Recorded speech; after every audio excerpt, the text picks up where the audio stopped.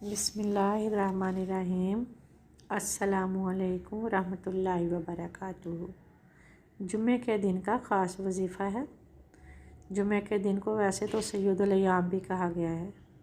آپ صلی اللہ علیہ وسلم نے فرمایا کہ جمعے والے دن کی ایک ایسی ساعت ہوتی ہے کہ انسان کی ہر دعا قبول ہو جاتی ہے اس ساعت میں۔ آپ صلی اللہ علیہ وسلم کی روایات مختلف ہیں۔ ایک جگہ فرمایا کہ جب امام ممبر پر بیٹھ جاتا ہے تو دعائیں قبول ہونا شروع ہو جاتی ہیں۔ ایک روایت میں آتا ہے کہ 2 خطبوں کے دوران جب امام رکتا ہے تو اس وقت بھی جو دعائیں کی جاتی ہیں وہ قبول ہو جاتی ہیں۔ بعض روایات میں آتا ہے کہ عصر کے بعد اور مغرب سے پہلے کی جتنی بھی دعائیں ہیں ان کی جائیں تو وہ قبول ہی ہو جاتی ہیں، کیونکہ وہ قبولیت کی گھڑی ہوتی ہے۔ اس میں ایک ساتھ ایسی ہوتی ہے جو قبولیت کی ہوتی ہے۔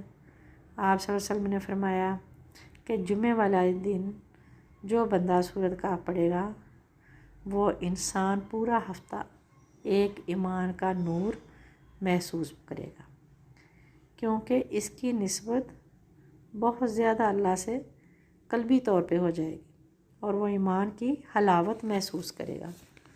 سورہ کہف کو صبح کے ٹائم پڑھ لیں، اور جمعے کا ایک خاص وظیفہ ہے۔ جب امام جمعے کا بیان کرنے کے لیے مسجد میں آتا ہے، جمعے کی نماز سے پہلے آپ یہ وظیفہ کر لیں۔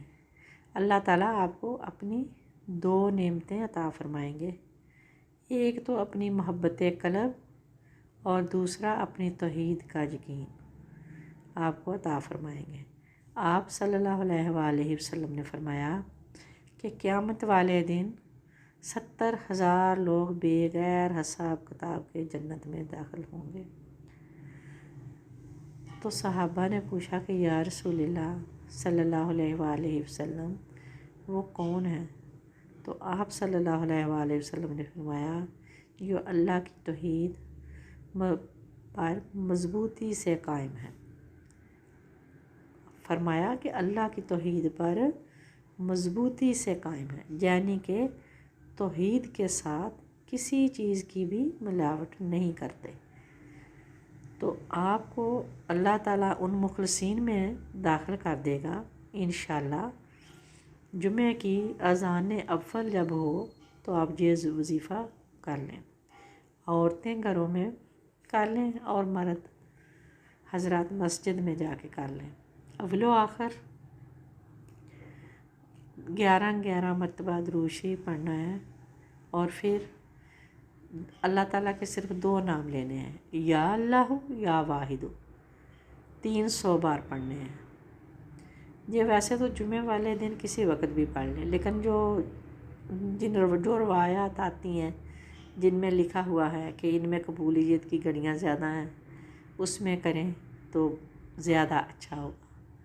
انشاءاللہ آپ کی ہر دعا پوری ہوگی، جو بھی آپ مانگیں گے اللہ تعالیٰ عطا فرمائیں گے، کیونکہ جمعے والے دن میں بہت زیادہ ٹائم ہوتا ہے دعاؤں کی قبولیت کا۔